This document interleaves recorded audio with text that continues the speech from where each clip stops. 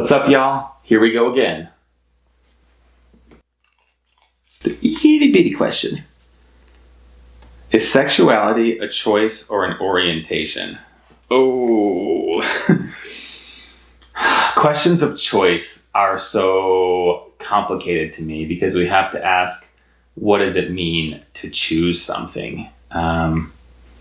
Everything about us is shaped by both genetics and environment. There's always this complex interplay between the two. So, for example, some of you know I'm really into softball. I play in multiple leagues. And is that a choice? I mean, I'm not oriented to softball, or am I? I mean, that's really hard to say, isn't it?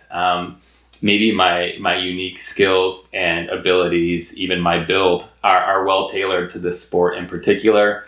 And then there's the aspect of my life where, I was raised on baseball and t-ball from a really young age. And so now when I choose it, is that a free choice or what is going on here? And I guess what I would ask is, why is it important to ask that question? Why do we feel like we need to label something either a choice or an orientation? What we can say regardless is that sexuality is fluid and not fixed.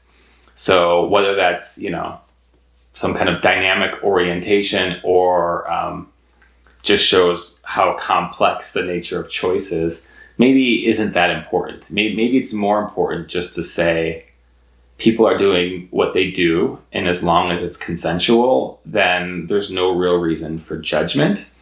And people are allowed to like what they like, and people are allowed to connect with who they connect with.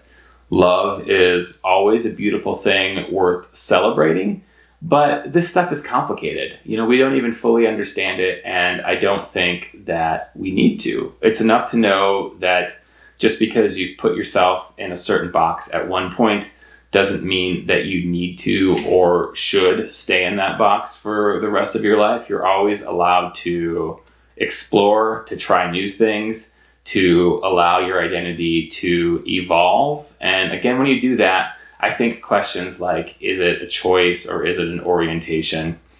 Both of these words are so complicated that I think, without proper definitions, it's pretty hard to even, really say. And I think it's not maybe super important to say. The most important thing is that we accept everybody as they are, where they're at. We allow people to live their lives in the myriad of beautiful ways that there are to do that. And we give ourselves permission to do the same. So thank you for a tricky one. I hope that you found that somewhat helpful. I appreciate everybody tuning in. And of course, can't wait to see you back here next time.